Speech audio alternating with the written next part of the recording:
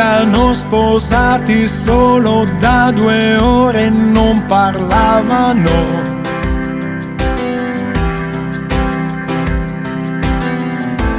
Lei sudava sotto tutti quegli strati del suo abito.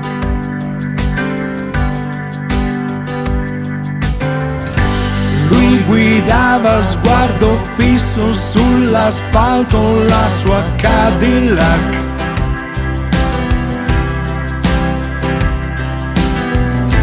Con Las Vegas alle spalle ed una meta ancora incognita.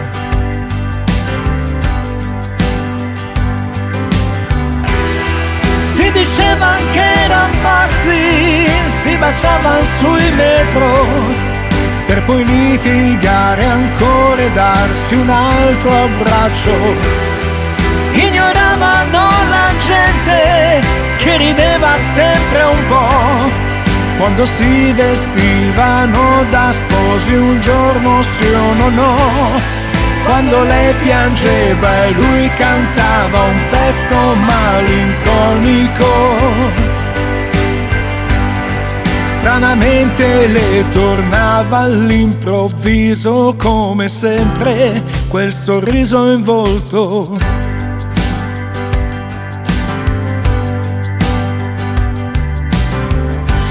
Fermi ai bordi della strada, lui insultava la sua Cadillac.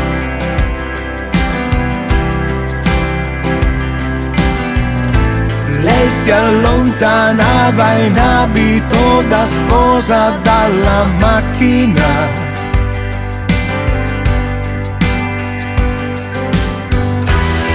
Amore mio, dove stai andando?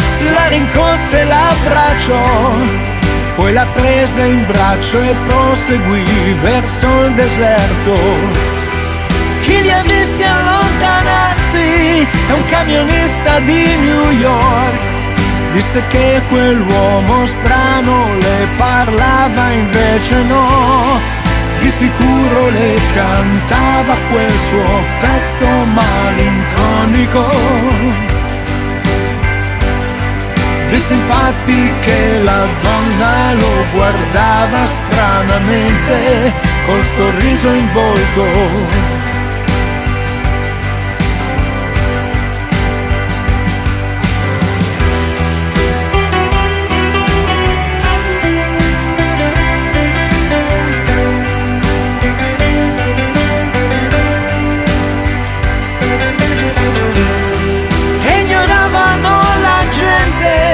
Che rideva sempre un po', quando si vestivano da sposi un giorno sì o no.